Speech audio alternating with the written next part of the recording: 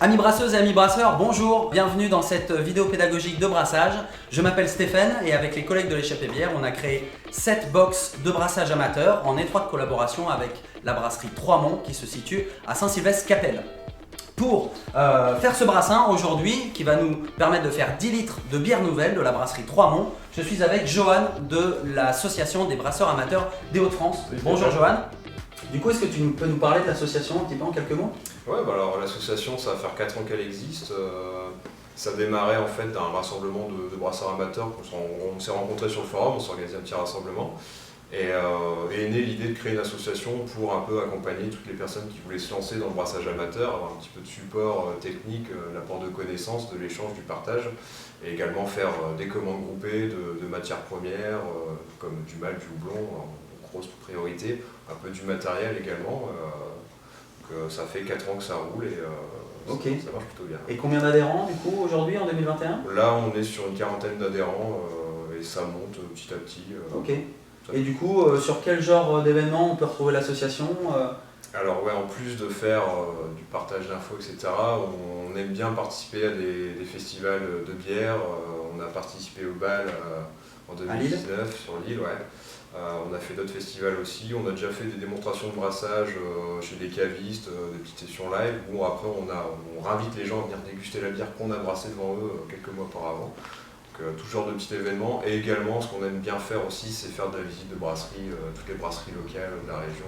Être du coup dans une forme de pédagogie, expliquer aux gens un petit peu comment est fabriquée la bière et ce produit qui est un petit peu essentiel dans la gastronomie des Hauts-de-France. Tout à fait, tout à fait. Et bah du coup je te propose d'aller ouvrir la box tous les deux et de voir un petit peu ce qu'on y trouve. Ouais, bah c'est parti. Allez.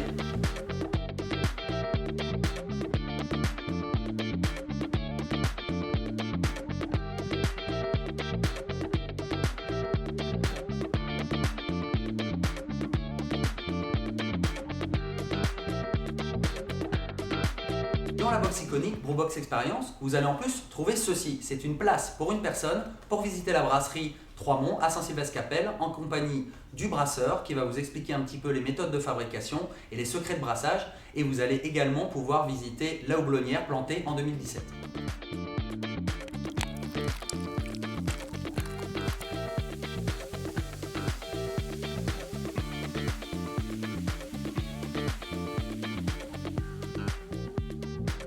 La bière nouvelle 2021, c'est la bière de récolte de la brasserie Trois-Monts. Elle a été brassée avec les houblons récoltés en face de la brasserie à Saint-Sylvestre-Capelle. Et c'est cette recette que l'on vous propose de reproduire avec la Brewbox Experience. Santé Johan. Bah, santé. Avant toute chose, il est nécessaire de rappeler que tous vos ustensiles de brassage, votre cuve et votre fermenteur doivent être bien lavés et désinfectés. L'hygiène à chaque étape de brassage sera primordiale pour la qualité de votre bière. Du coup Johan, je te propose qu'on commence tout de suite à attaquer le brassage et la recette. On a commencé par remplir notre cuve de 15 litres d'eau. On va laisser cette eau monter à température jusqu'à 68 degrés. Et pendant ce temps-là, je pense qu'on peut aller concasser notre malt. C'est une étape vraiment essentielle, elle est nécessaire, on ne peut pas s'en passer. Explique-nous pourquoi on est obligé de concasser ce grain. Eh bien, tout simplement parce que le grain contient de l'amidon et des enzymes qui vont pouvoir convertir cet amidon en sucre fermentescible, et le fait de le concasser rend l'amidon disponible et soluble dans l'eau afin d'avoir cette conversion enzymatique. Parfait, et bah c'est parti, on part au concassage.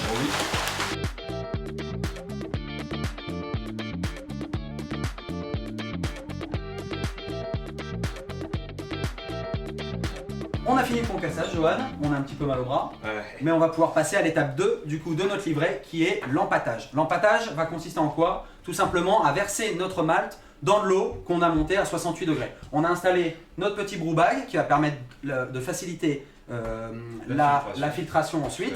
Donc on va venir insérer notre malt dans les cuves, c'est parti. Allez, et on touille en même temps pour éviter les grumeaux.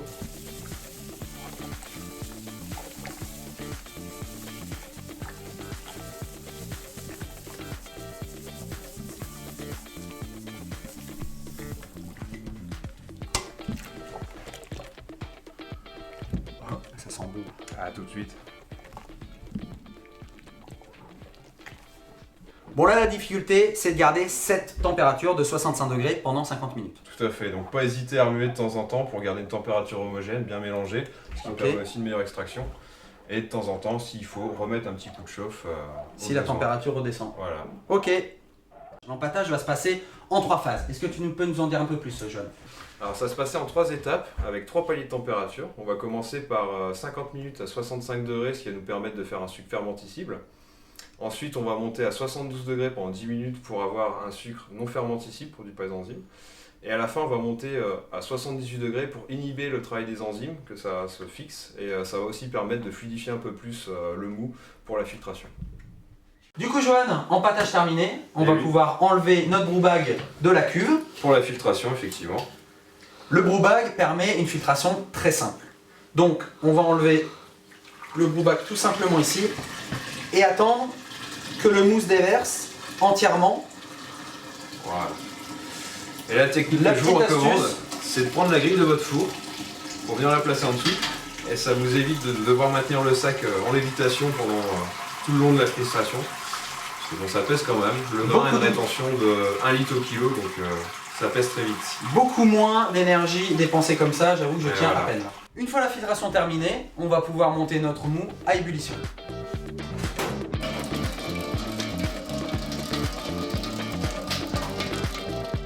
On est entre la fin de l'empâtage et le début de l'ébullition, Johan, et on a rempli notre éprouvette qu'on a placée au réfrigérateur pour attendre que notre mou soit à 20 degrés, histoire de prendre une première prise de densité.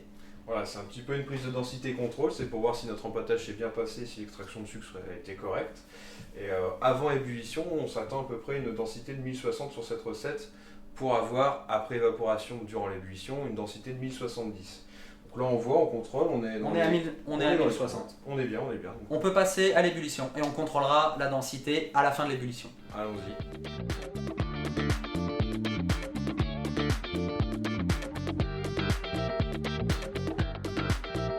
Johan, on est parti pour 1 heure d'ébullition. C'est à ce moment-là qu'on va pouvoir intégrer à notre mou notre houblon. Pourquoi on intègre le houblon à ce moment-là? Alors tout simplement, c'est ce qui va nous permettre de sortir l'amertume sur la bière. Le houblon a aussi une propriété aseptisante qui va améliorer la conservation de la bière. Et en fin d'ébullition, on va ajouter le houblon aromatique, ce qui va donner les petites saveurs qui peuvent être herbacées, fruitées, etc. Du coup, dans cette recette, on a 2 variétés différentes. Le Magnum, qui va avoir ce rôle amérisant, qu'on va mettre tout de suite à l'ébullition. Et en fin d'ébullition, à 5 minutes avant la fin de l'ébullition, le houblon Cascade, qui va ramener énormément d'aromatiques. Ces 2 variétés ont été évidemment récoltées en face de la brasserie à Saint-Sylvestre-Capelle. Voilà, on vient d'atteindre le point d'ébullition, donc on va pouvoir envoyer le houblon Magnum pour l'amérisant. On va directement le peler dans la cuve. Hop. N'hésitez pas à tout lire. Du coup, Johan, on va parler un peu de ton expérience en tant que brasseur amateur. Combien de brassins là à ton actif? Alors là, j'ai arrêté de compter vers 40, mais je dois être à peu près dans les 60 brassins. Ouais, un bon 60 brassins. Depuis combien de temps tu brasses? Ça va faire 5 ans cet été que je brasse en amateur chez moi. Ouais. Et du coup, ton style un peu de prédilection que tu préfères brasser? Alors ça varie avec le temps, je dirais. En ce moment, j'aime bien m'essayer sur les styles IPA parce que ça demande un peu de rigueur et de la technique au niveau du houblonnage et forcément. Il y a un peu de challenge. Il y a du challenge et c'est des styles tendance. C'est ton style préféré à la dégustation? Ouais, tout ce que ça va de la PLL, on va être sur le petit truc légèrement aromatique, du gros bourrin, sur du triple IPA ou des choses comme ça. C'est toujours assez sympa de voir ce que les brasseries peuvent faire et essayer de reproduire ça chez soi. Quoi.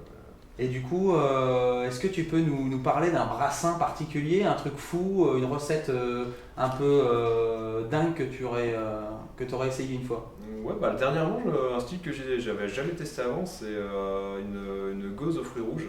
Alors un style gauze, tu rajoutes du sel, donc c'est une bière saline, ouais, exactement, ce qui n'est pas forcément anodin tout de suite. C'est un truc que j'ai réussi après dans des styles fous que j'ai loupé à cause d'infection, parce que ça faut pas se leurrer. Hein. Ouais. Alors, tout bon brassam à un moment s'en paye une. C'était une Imperial Stout avec infusion de bourbon avec des fèves de cacao. Okay. Et c'est sur cette partie-là que ça a foiré. Mais c'était assez prometteur, mais elle a mal tourné en bouteille, on va dire. Je pense qu'on peut dire que plus on a d'ingrédients dans une recette, plus forcément le brassage va être complexe. Plus on va complexifier la recette, même au niveau grain, hein, plus c'est compliqué de trouver un équilibre au niveau aromatique, tout ça. Donc Je dirais les bons conseils pour démarrer, partir sur des recettes simples avec 2 voire 3 grains maximum, pas forcément plein de houblon non plus, que ça va être très vite brouillon. Okay.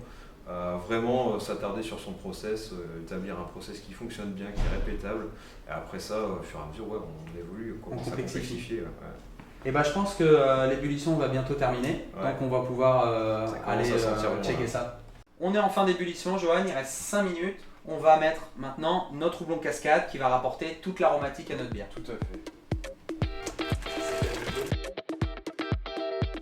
L'ébullition est terminée, on peut passer à l'étape d'après. Et l'étape d'après, c'est donc le refroidissement. Pour faire ça, vous le faites soit en bain-marie, dans votre évier, voire votre baignoire, si vous n'avez pas capacité de le faire de cette façon. Transférez directement votre mouchot dans votre fermenteur, le refermer et attendre jusqu'au lendemain qu'il soit à température ambiante pour ajouter les levures. Pourquoi la température ambiante ? Parce qu'on a environ 20 degrés et c'est la température de travail idéale pour les levures qu'on va utiliser. On a tendance à dire que le brasseur crée le mou et les levures vont créer la bière.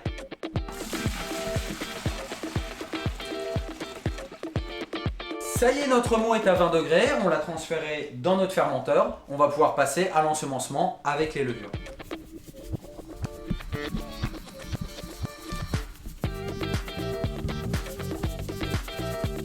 On va passer à la fermeture du fermenteur.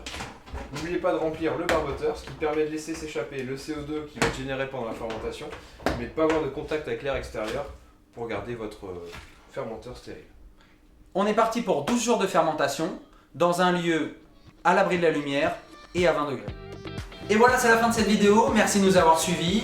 J'espère qu'elle aura été utile et que vous avez pris du plaisir à brasser cette recette de la bière nouvelle 2021 avec nous. Merci Johan d'avoir accepté l'invitation, c'était un plaisir. En tout cas, et surtout si le brassage amateur vous intéresse, n'hésitez pas à rejoindre la BAF. On sera là pour vous accueillir et vous conseiller. Et ben voilà, merci à vous et à très vite. Salut!